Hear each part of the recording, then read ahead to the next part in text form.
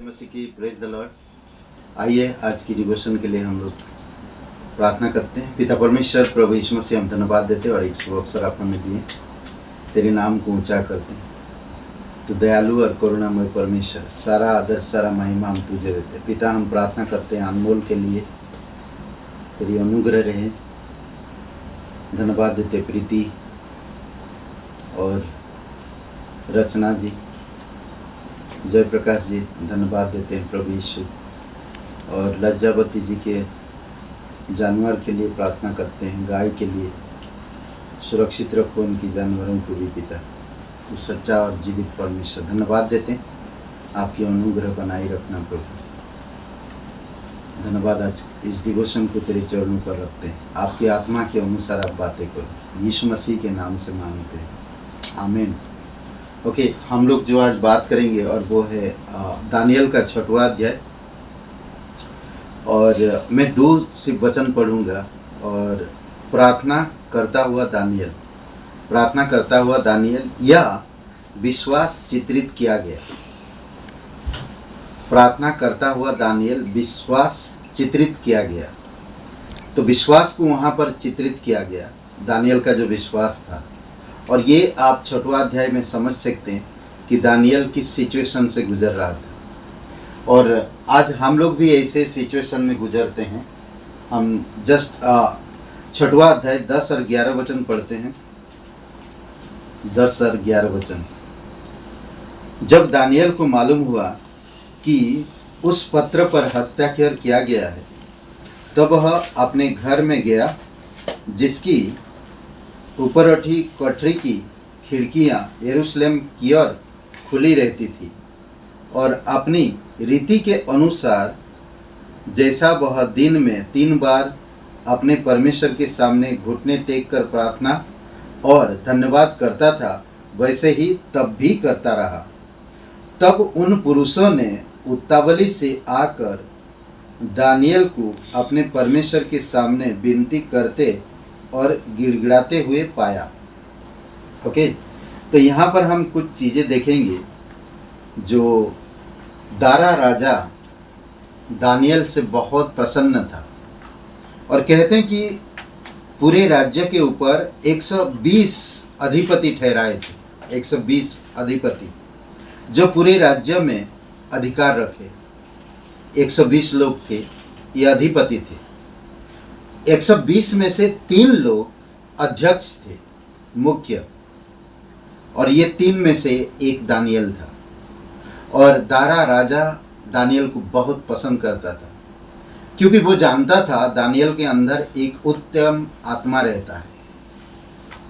और दानियल अपने काम में हमेशा विश्वासयोग्य रहता है।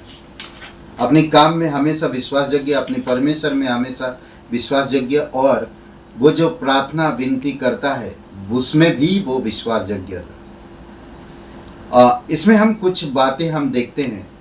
जब दानियल को पता चला कि उसके विरोध में कुछ षड्यंत्र रचे हैं और ऐसा एक कार्यक्रम तैयार किए हैं जो पूर्ण रूप से दानियल के विरुद्ध में था।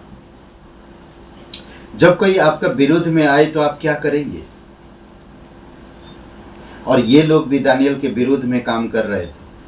दानियल अपनी रोजमर्रा जीवन में 3 बार प्रार्थना करता, आराधना करता और परमेश्वर के साथ विश्वासयोग्य था, और अपने काम में भी विश्वासयोग्य था। और उसने जब जाना कि राजा ने हस्ताक्षर किया है, तो उसने घबराया नहीं, या उसने चिंतित नहीं हुआ, या उसने अपने जीवन को हताश नहीं किया। अरे अब क्या होगा, ऐसा नहीं सोचा। उसने जैसे अपना रोज जिंदगी में, जीवन में, दिन भर में करता है, वैसे वो कंटिन्यू करता रहा। लोग देखकर परेशान हो रहे थे। हमने उसके चारों तरफ हमने ये सब किया, मगर ये तो खुश है, अपनी रोजमर्रा जीवन जी रहा है।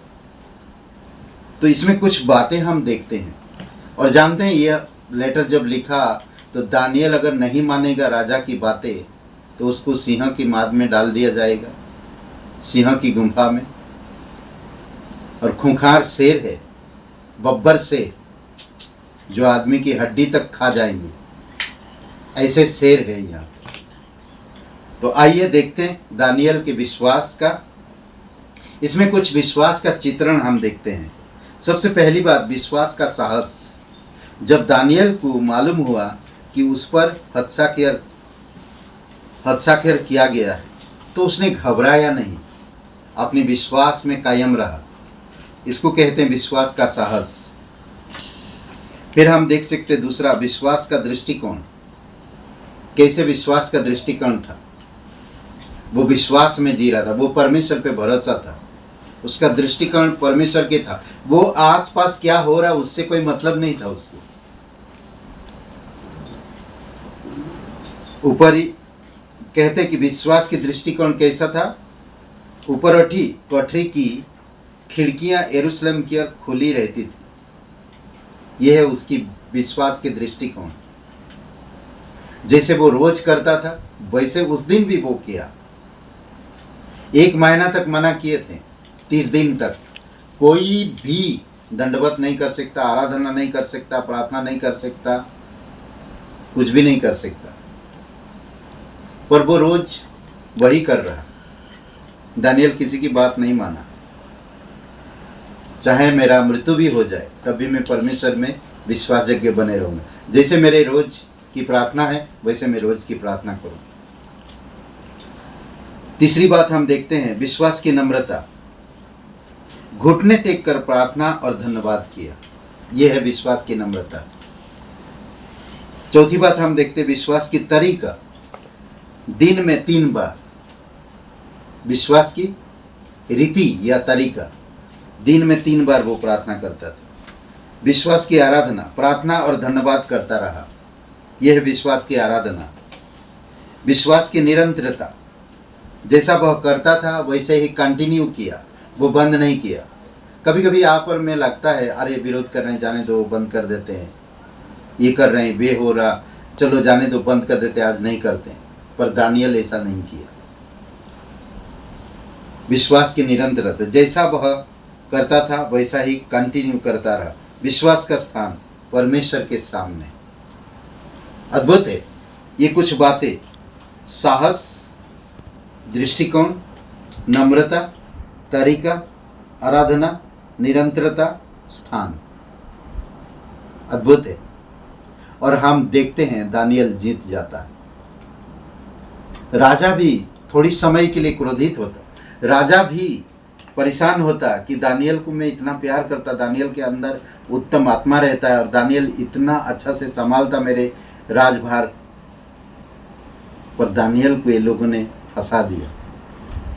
तो उसने भी बात मानना पड़ा। वो रात भर सो नहीं पाया, खाना नहीं खाया, सुख चैन सुख की बातें वो कुछ भी नहीं किया।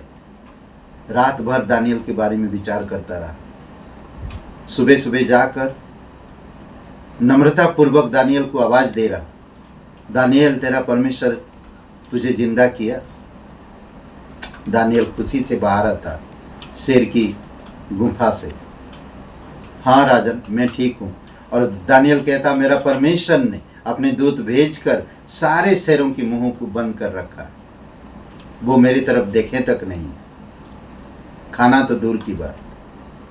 ये परमेश्वर है। जब हम परमेश्वर के साथ विश्वास योग्य रहते हैं, परमेश्वर हमारे साथ विश्वास योग्य रहता है। अद्भुत ये सारी चीजें। मुझे ये वचन बहुत अच्छा लगता है। जब राजा गड्ढे के निकट आया तब शोक भरी वाणी से चिल्लाने लगा और दानियल से कहा, हे दानियल, हे जीवित परमेश्वर के दास, क्या तेरा परमेश्वर जिनकी तू नित्य उपासना करता है तुझे सिंह से बचा सका है? तब दानियल ने राजा से कहा, हे राजा, तू युग युग जीवित रहे। मेरे परमेश्वर ने अपने दूत भेजकर सिंह के मुंह को ऐसा बंद कर रखा कि उन्होंने मेरी कुछ भी हानि नहीं की। इसका कारण यह है कि मैं उसके सामने निर्दोष पाया गया, और हे राजा, तेरे सन्मुख भी मैंने कोई भूल नहीं किया। आपकी विश्वासी जीवन दूसरों के लिए उद्धार का कारण होगा। आमीन। आइए प्रार्थना करते हैं। पिता परमेश्वर, प्रभु यीशु मसीह, हम धन्यवाद देते हैं इस विषय के लिए। प्रत्येक भाई बहनों को अगुवाई करो, विरोध हो या कैसे भी हालात हो, हमारी रोज बाइबल पढ़ना, प्रार्थना करना हम ना भूलें। कोई भी घर में आए, कहीं पर भी हम रहे, प्रार्थना करना, वचन पढ़ना जैसे हम रोज करते हैं उसको ना भूलें। प्रत्येक भाई बहनों को अभिषेक करो और अगुवाई करो। धन्यवाद यीशु नासरी के नाम से मांगते हैं, आमीन। हे ब्रदर एंड सिस्टर, सबको जय मसीह की। Praise the Lord. लाइक करिए, कमेंट करिए, शेयर करिए। बहुत बहुत धन्यवाद। शुभ रहे दिन आपका।